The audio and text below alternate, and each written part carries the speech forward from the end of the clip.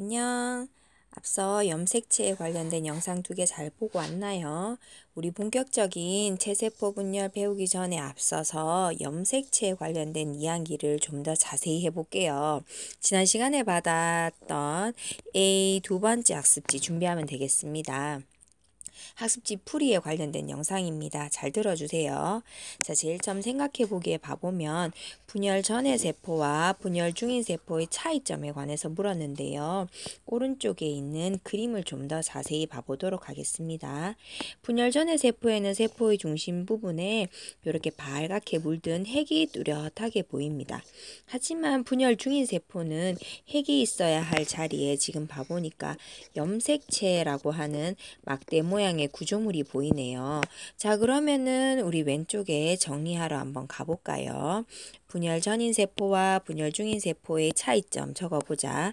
분열 전인 세포는 핵이 뚜렷하게 보이고 염색체는 보이지 않습니다. 하지만 분열 중인 세포는 핵이 보이지 않고 대신 핵이 떤 자리에 염색체가 뚜렷이 보이지요. 그자?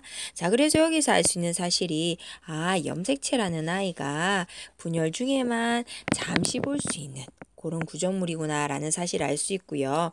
그런 얘기를 밑에도 쌤이 적어놨습니다. 알겠지? 자, 염색체 생긴 모양 한번 봐보러 갈까요?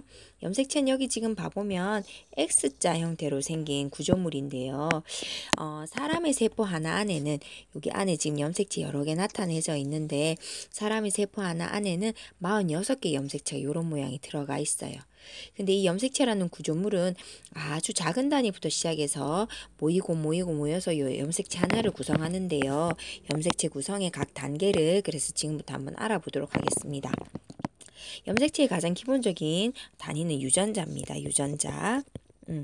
자, 그런데 여기 유전자가 여기서부터 여기까지다 라고 이렇게 표시돼 있지. 여기서도 요런 유전자가 있고 지금 보면 계속 유전자를 끊어 놨는데요. 뭐 키에 대한 유전자, 홍채 색깔에 대한 유전자, 뭐 비만, 암 등등등 다양한 유전자들이 모이면 이렇게 사다리가 약간 비스듬하게 꼬여 있는 DNA라고 하는 유전 물질을 구성하게 됩니다. 이 DNA가 여기 보이는 단백질들에 뱅글뱅글 꼬이게 되면요. 염색사라고 하는 이 사자가 실사자거든. 이렇게 가느다란 실을 이루게 돼요. 자, 이 염색사로 평소에는 이렇게 핵 안에 존재합니다. 하지만 분열 중일 때만 이 염색사들이 뱅글뱅글 꼬이고 또 꼬이고 모여서 염색체라는 구조물을 만들어요. 자, 이 염색체는 지금 봐보면 이렇게 2개의 가닥으로 이루어져 있죠.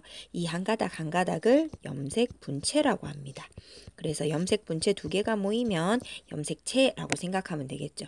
염색 분체의 양쪽에는 같은 종류의 유전자가 자리 잡고 있어요.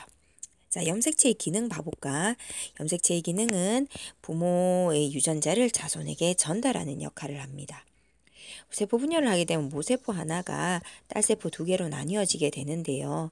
이 핵 안에 염색사의 형태로 존재할 때는 이 모세포가 딸세포에게 그 유전 정보를 정확하게 나누어 줄 수가 없어요.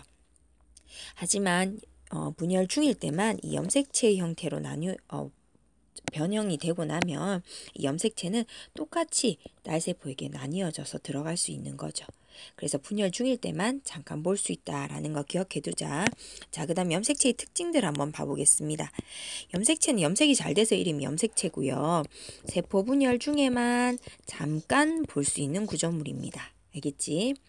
그리고 생물의 특징을 결정하는 유전 물질이 DNA와 단백질로 이루어져 있고요. 한 개의 염색체는 2개의 염색 분체로 이루어져 있습니다. 자, 요까지 내용은 아까 위에서 언급한 내용들을 바탕으로 해가지고 우리가 쉽게 풀 수 있는데 5, 6, 7번 같은 경우에는 옆에 있는 그림을 참고해서 여러분들이 한번 생각해 보면 될 것 같아요.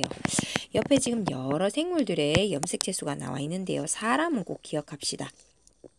사람은 생식세포를 제외하고는 모든 체세포 안에 46개의 염색체를 가지고 있습니다. 알겠지? 자, 생물의 종류에 따라서 일정한 수와 모양의 염색체를 가지고요. 같은 종류의 생물끼리는 염색체 수의 모양이 같습니다.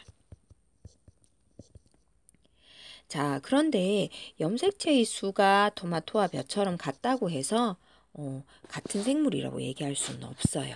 그런 것도 잘 생각해 두세요. 자, 그럼 염색체의 종류 한번 봐보겠습니다.